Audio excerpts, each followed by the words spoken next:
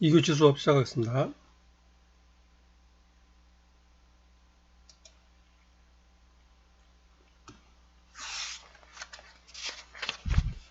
교재 354쪽.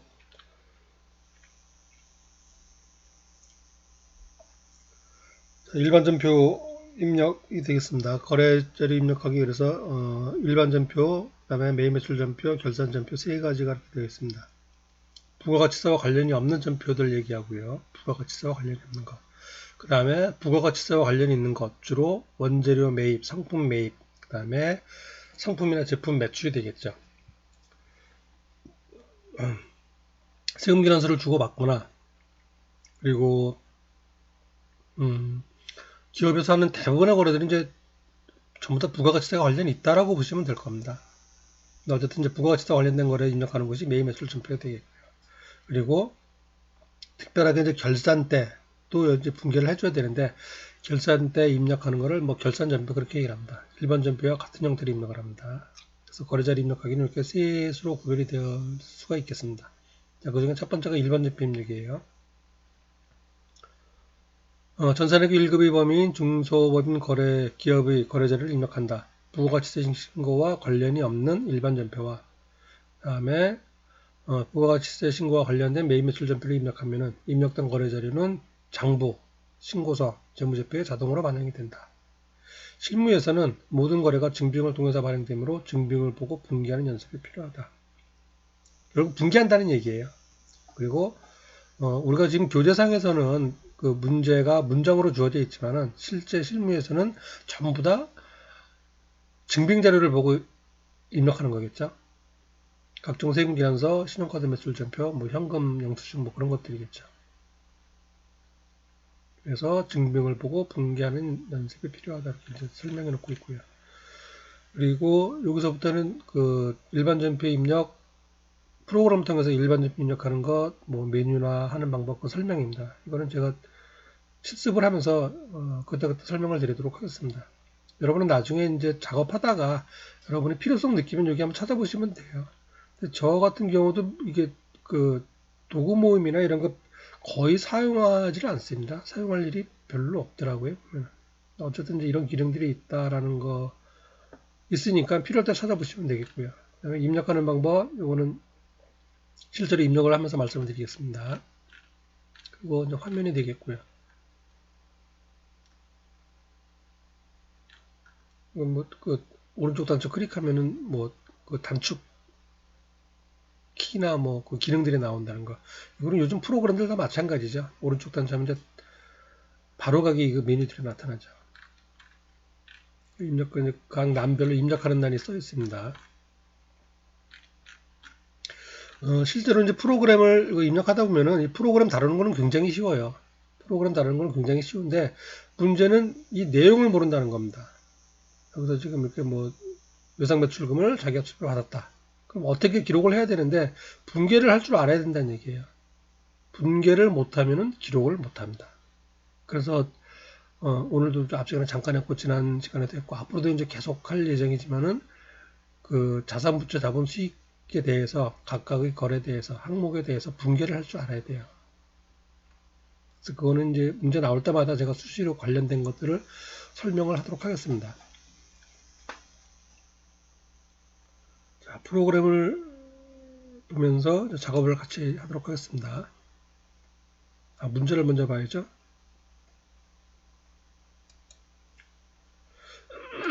자, 문제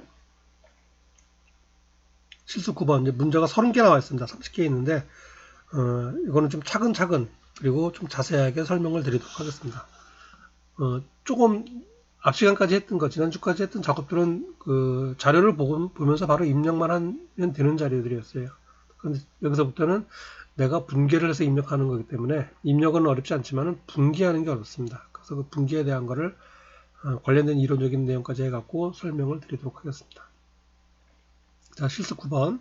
다음은 주식회사 한국전자의 기준 거래 내역이다. 회사 코드 5021번. 우리가 이제 등록된 회사가 5019번인가 모르는데요. 어쨌든 뭐 일반 전표에 입력하시오. 경비는 비용 쓴 거, 제조 원가와 판매비 관리비로 구분하시오. 채권 채무는 반드시 거래처를 입력하시오. 자, 1번 1월 5일 날 매출처 미래상사의 외상매출금 1,100만 원을 자기합수표로 받았다. 이렇게 됐죠. 수취하다는 받았다는 얘기입니다. 매출처 미래상사의 외상매출금 1,100만 원 자기합수표로 받았다. 은행에서 발행한 수표죠. 받으면 나한테 현금이 되는 거죠. 자, 분개를 하면은 차변에 현금 1,100만 원, 대변에 외상매출금 1,100만 원 이렇게 되죠. 자, 입력을 한번 해보도록 하겠습니다. 자, 메뉴는 일반 전표 입력이에요. 좌측 상단에 가 있습니다. 좌측 상단. 회사 코드가 틀리게 되어 있죠. 책에서 미스인데 무시해도 될 것 같습니다. 일반 전표 입력. 클릭. 자, 메뉴가 들어갔습니다. 일반 전표 입력하는 메뉴예요. 일반 전표 입력. 도구 단추들이 몇 개 있고요. 그리고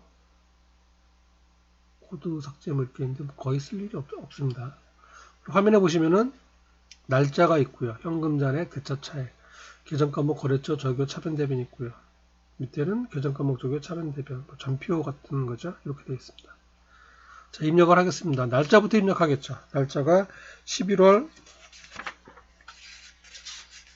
자, 문제를 봤으니까 저도 이제 책을 보고 이렇게 하겠습니다. 여러분도 책 같이 펴놓고 이렇게 들으시기 바랍니다. 날짜가 1월 5일이에요. 근데 여기 5일을 입력하게 되면 무조건 1월 5일만 입력해야 됩니다. 그런데 거래가 1월 5일 날만 뭐 여러 건이면은 상관이 없는데 실무에서는 그러겠죠. 그런데 우리가 교육용에서는 대개 하루 한 건 입력을 하니까 여기는 빈란으로 됩니다. 빈란. 자, 이거 지울 때는 스페이스바를 누르면 됩니다. 스페이스바를 누르면 지워져요. 그리고 엔터키를 치면은 밑에 월 여기 1로 가 있죠. 그러면은 1월 5일 날, 6일 날에서 여러 개, 한 달 단위로 여러 개를 입력할 수가 있습니다. 자, 현재 현금 잔액은 350만 원이에요. 전기분 재무상태표에서 입력된 게 자동으로 오고 있습니다. 날짜는 1월 5일이 되고 1월 5일 날, 1월 5일 엔터키. 자, 번호는 전표 번호인데 자동으로 부여가 됩니다. 그냥 지나가시면 돼요. 자, 구분해 가 있습니다. 구분해 가 있을 때 화면 하단에 보시면은 항상 각 란별로 화면 하단에 이렇게 간단한 도움말이 표시가 됩니다. 1번 출금, 2번 입금, 3번 차변, 4번 대변, 5번 결산 차변, 6번 결산 대변. 전표 형태를 입력하는 겁니다. 전표 형태. 지난 시간에 잠깐 살펴봤죠? 출금 전표, 입금 전표, 대체 전표 차변, 대체 전표 대변. 자, 지금 이 거래는 우리가 현금을 받은 거래죠. 그러니까 입금 전표가 됩니다. 입금 전표. 그래서 2번. 그럼 입금이라고 찍히죠. 그리고 계정 과목이에요. 외상매출금을 자기합수표로 받았다. 외상매출금을 자기합수표로 받았다. 자기합수표 받은 거리 입금으로 이제 들어갔고요. 그래서 여기 계정 과목은 입금에 대한 계정 과목, 외상매출금을 입력합니다. 그래서 입력하는 요령은 정기본 재무상태표랑 똑같아요. 외상하고 엔터키를 칩니다. 그러면은 외상이란 단어가 들어간 계정 과목이 뜨죠. 그 중에서 해당되는 계정 과목 선택하고 확인 하면 됩니다. 그리고 거래처. 지금 여기에 입력된 계정 과목이 채권이나 채무인 경우 외상매출금, 외상매입금, 받으러움, 지급험, 단기대여금, 단기차입금, 미지급금, 미수금. 그러면은 반드시 거래처 입력. 자, 거래처 입력은 여러분은 F2 누르시면 돼요. F2. F2를 누르시면은 이렇게 나옵니다. F2를 누르시면은 그러면은 등록되어 있는 거래처들이 나타나요. 그리고 여기서 해당되는 거래처 선택. 만약에 거래처가 없다면 등록을 해야겠죠. 자, 등록하는 거는 나중에 따로 나오고요. 미래상사 확인. 자, 그리고 적요입니다. 적요. 우리가 자격시험 볼 때는 적요 입력을 생략을 해요. 그런데 여러분들 같은 경우는 처음에 입력하는 거기 때문에 적요를 입력하는 습관을 가지시길 바랍니다. 적요. 밑에 적요가 나타나죠? 적요를 내가 물론 만들었을 수도 있어요. 만들었을 수도 있는데 지금 일단 등록되어 있는 적요에서 찾아서 쓰겠습니다. 1번 외상매출대금 현금 회수죠. 그럼 여기다가 1이라고 입력을 합니다. 그리고 엔터. 맞죠? 엔터키. 커서가 자동으로 대변으로 갔습니다. 금액이 1100만원이죠. 플러스 키, 엔터. 그러면은 한 건 입력이 끝난 거예요. 자, 다시 한번 위로 올라가 보겠습니다. 자, 지금 여기 거래처가 가 있으니까 거래처의 인적사항이 나타나고요. 그 다음에 적요로 가니까 적요. 분기한 쪽을 가니까 입금전표, 분기된 내역이 나타나고 있죠. 외상매출금, 차변의 현금, 외상매출금. 이렇게 되는 겁니다.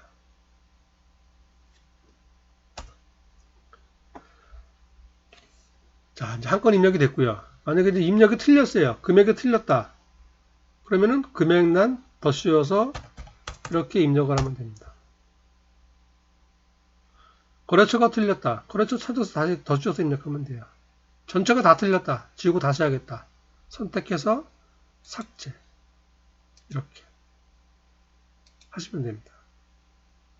자, 다시 한번 입력해 보겠습니다. 이번에는 이런 형태로 한번 입력해 볼게요. 학생들 보면은 이렇게 입금 출금이 오히려 헷갈린다. 혼란스러우니까 그냥 무조건 차변 대변 입력하겠다. 그런 학생들도 있어요. 그렇게 하셔도 됩니다. 오히려 그게 좀 더 편리할 수도 있긴 있어요. 근데 이제 그건 한 줄 입력을 더 하는 거니까. 차변 대변 하면 두 줄 입력하는 거고, 우리가 입금하면 한 줄만 입력하면 되니까. 그런 차이점이 있겠죠. 자, 차변 대변으로 한번 입력해 보겠습니다. 차변 대변. 일반 분기하는 거예요. 3번 차변. 차변에는 현금이었죠. 현금 들어간 거는 계정 과목이 하나니까 바로 나옵니다. 그리고 여기 계정 과목이 채권 채무가 아니니까 거래처는 필요가 없어요. 자, 적용도 여긴 지금 안 나와 있죠. 외상매출금에서 나오니까 그냥 지나가겠습니다. 차변에 1100만원. 그리고 자, 똑같은 5일이죠. 그냥 엔터키를 치면은 위하고 똑같은, 위난하고 똑같은 내용이 찍혀요. 이렇게. 지금 엔터키 친 겁니다. 그리고 대변 4번이죠. 자, 계정 과목은 외상매출금이에요. 내가 계정 과목 코드를 알면 바로 코드를 입력하면 됩니다. 외상매출금은 108번이에요. 108번. 이렇게 입력하면 바로 나오죠. 모르면은 그냥 찾아서 입력을 하면 됩니다. 외상. 이렇게 입력해도 되고요. 그래서 코드를 알면은 코드로 바로 입력하는 게 낫겠죠. 자, 지금 입력한 계정 과목이 채권 채무예요. 거래처는 반드시 입력. 반드시 코드 F 누르라 그랬습니다. 그리고 미래상사죠. 미래상사 확인. 적요 둘 중에 하나 입력해야죠. 자, 외상매출금 현금이 있습니다. 지금 아까 입금전표할 때 나오더니 지금 안 나오죠. 자, 이럴 경우에 적요를 0번 누르고 0번 그리고 여기다가 외상매출금 현금 회수 이렇게 직접 입력하셔도 돼요. 0번을 눌렀습니다. 지금 0번. 해당되는 거 아래에 있으면은 그 번호를 누르면 되고 없으면은 0번 누르고 그냥 직접 입력하시면 되는 거예요. 그리고 엔터. 금액은 맞죠? 엔터. 이렇게 하셔도 돼요. 아까처럼 5일날 입금 전표해도 되고 입금. 그리고 이렇게 있는 차변 대변 입력을 해도 됩니다. 자, 번호는 지금 여기가 이게 전표 번호인데 02가 되어 있죠, 지금? 아까 1번 아까 해놓은 거 있었죠? 그거 지웠잖아요. 전표는 이게 돈에 관련된 거기 때문에 지우고 그래도 1년 번호는 자동으로 넘어갑니다.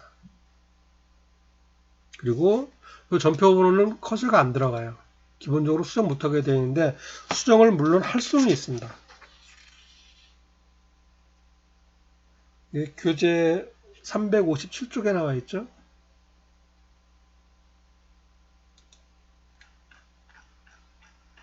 여기 나와 있습니다. 특정 거래일의 전표 번호를 수정할 경우 번호 수정을 선택하면 번호란으로 커서가 이동한다. 그때 번호를 입력한다.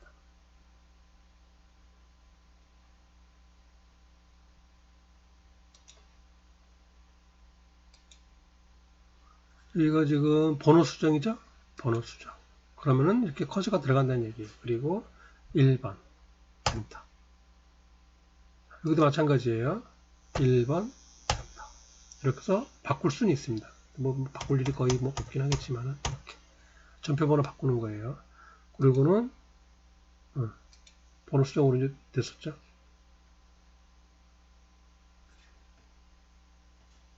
자, 다음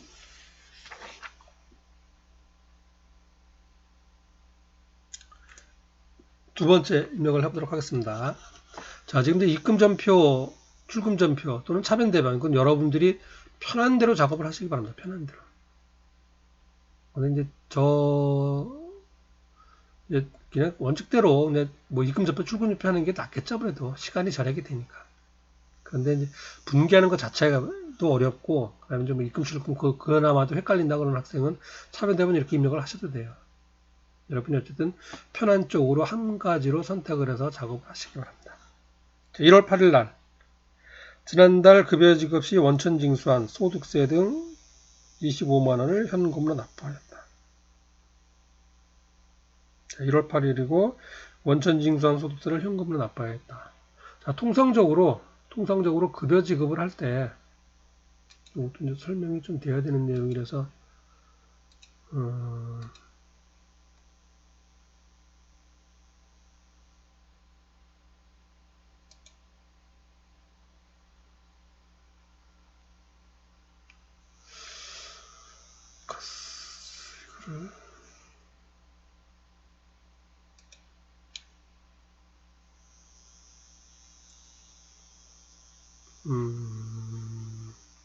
그냥 좀 말로 설명드려야 될 것 같네요. 이거 따로 이렇게 회계 내용 설명드리기가 그러네요.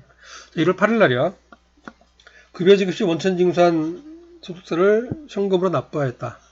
현금으로 납부하였다. 출금전표죠. 출금전표도 입력을 하는 거고, 그 다음에 우리가 이제 급여 지급을 할 때요. 그러면은 차변의 급여, 대변의 뭐 보통자금 그렇게 되겠죠. 그런데 급여가 200만원이면은 200만원을 다 회사에서 지급하는 게 아니고 의료보험료, 고용보험료, 그다음에 갑종 근로소득세 등등을 다 떼고 주죠. 공제액들이 있습니다. 그런 공제액을 기록할 때 우리는 예수금이라고 기록합니다. 예수금. 그래서 차변의 급여 200만원, 대변의 예수금 10만원, 그리고 보통자금 190만원. 그렇게 분기한다는 얘기예요. 그리고 이제 징수해 놓은 예수금은 그 다음 달 10일까지 해당 기관에 납부하게 되는 겁니다. 그 얘기하는 거예요, 지금. 그래서 회사에서 미리 징수해 놓은 예수금을 납부하였다. 8일 날이 되겠고요.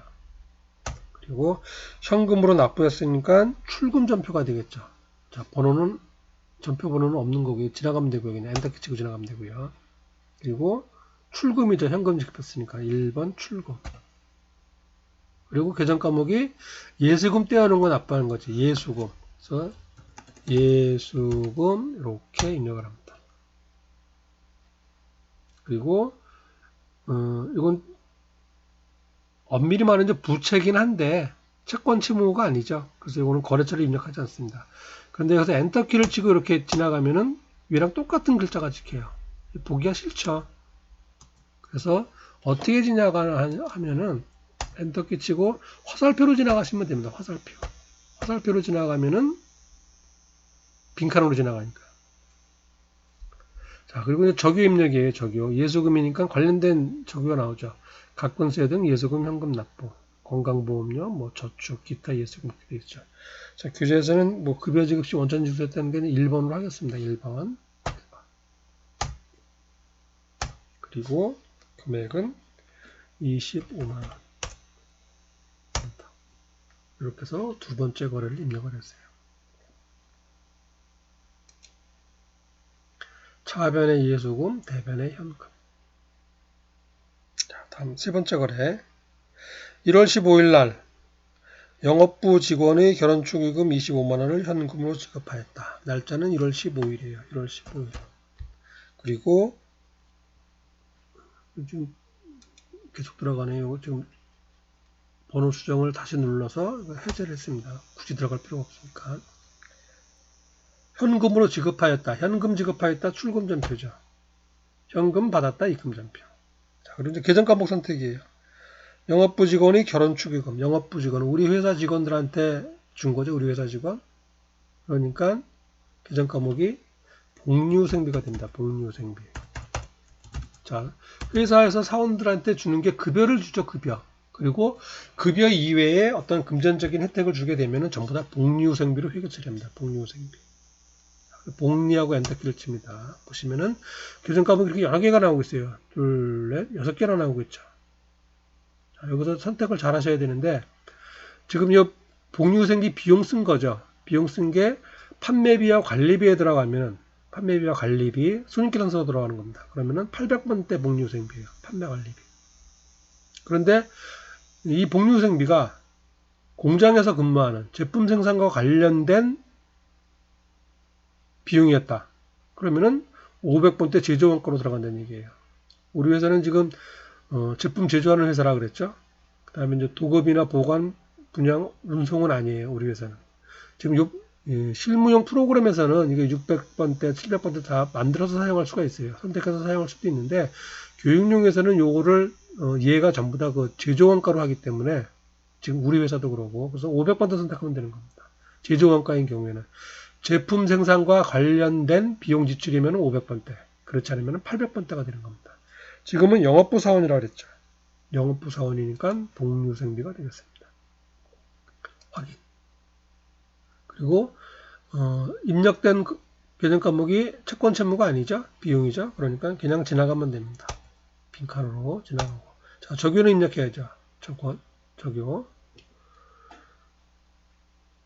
보시면은 여기도 지금 없죠. 자, 없으니까 0번 누르고 직접 입력하는 거예요. 직접 결혼 추구 이거. 지금 이 자료에는 나와 있지 않지만 실제 실무에서는 사원 이름을 기록을 합니다. 사원 이름. 그래야 나중에 이 거래가 무슨 거래구나 알 수 있겠죠.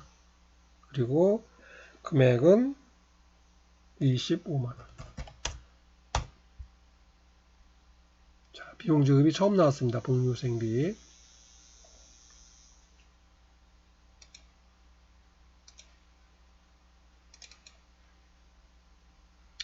여러분이 앞으로 자주 보게 됩니다. 판매비와 관리비. 판매비와 관리비.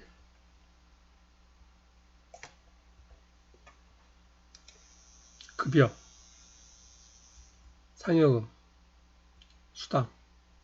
잡급. 뭐 임시직이나 일용직 사원한테 주는 거죠. 퇴직급여. 퇴직금 주는 거예요.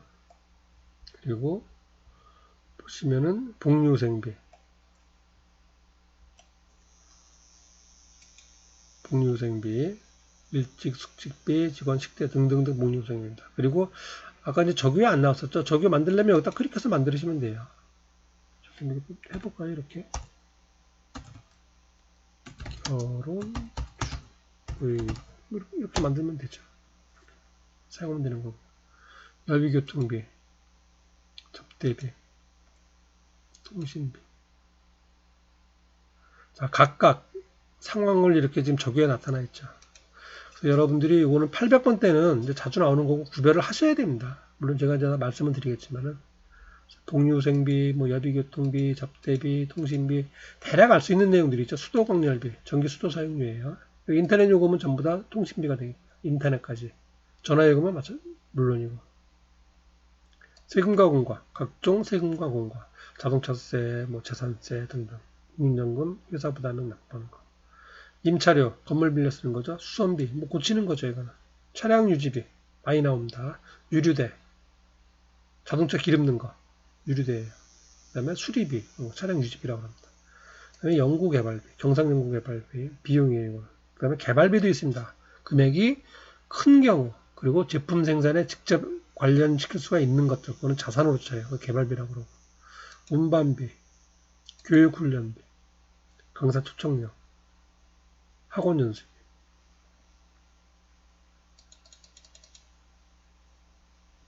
수목부비. 이런 것들이 있으니까 요거는 이제 800번대 판매비와 관리비고 한번 쭉 한번 눈으로 살펴보시길 바라겠습니다. 그래서 1월 8일까지 입력했고요. 그리고 1월 15일까지 입력했죠. 그 다음에 이제 2월달입니다. 2월달. 2월달이면은 지금 여기는 1월달이죠. 날짜를 2월달로 바꿔주시면 되겠습니다. 이렇게. 그리고 이거는 엔터키 치고 지나가고요. 자, 나머지 또 2월달, 3월달 분기 잠깐 쉬었다 하도록 하겠습니다.